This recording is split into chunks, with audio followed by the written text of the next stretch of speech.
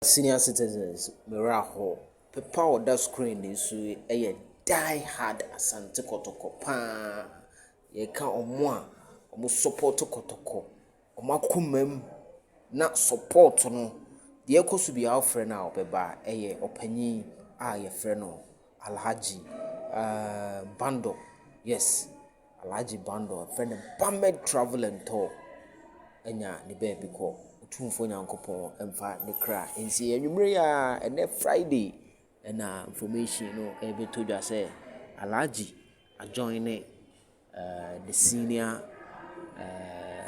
majority a ewa Samando, the silent majority e ka say silent majority a ne chese mpanyimfo akukudan a omo no omanyo omo baby ko but wiase nyina nipa ewu no edoso a chain nipa currently a what as for assassins. They are the silent majority. Alhaji Bahmed and a da screen also no. Na Bahmed Dr. KK is upon board in 2010 not all a part, but later in December and Alhaji Bahmed resign. Yes. Wakwa ba something on a that screen also no. The senior citizens are my follow Krobia no for a very long time there. Bahmed the yenina yenimono or the nisika or the nemre or the business the bibia edison Krobia mekai recently 2019 we are Africa tama Dr.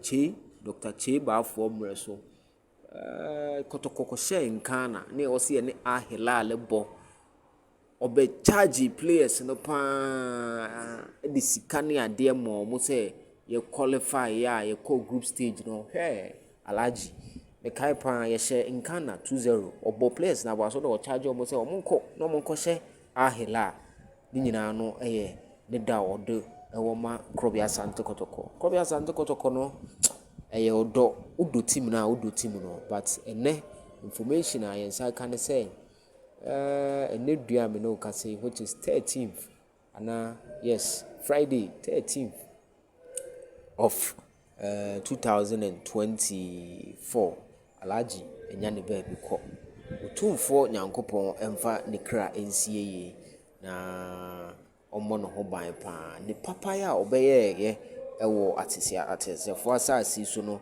otumfo nyankopon ensomuma no otumfo nyankopon hu ne bobo boni bia oyeye ewo oni otumfo nyankopon ntam no hu ne bobo no mfa ne boni enche no te se de gidifo eka no no ma ne baby panna Alhaji Bahmed waye bia makotoko pa may his soul rest in peace te se de mrobrofo ene abibrem yeta kano no nyankopon fa ne kra ensieye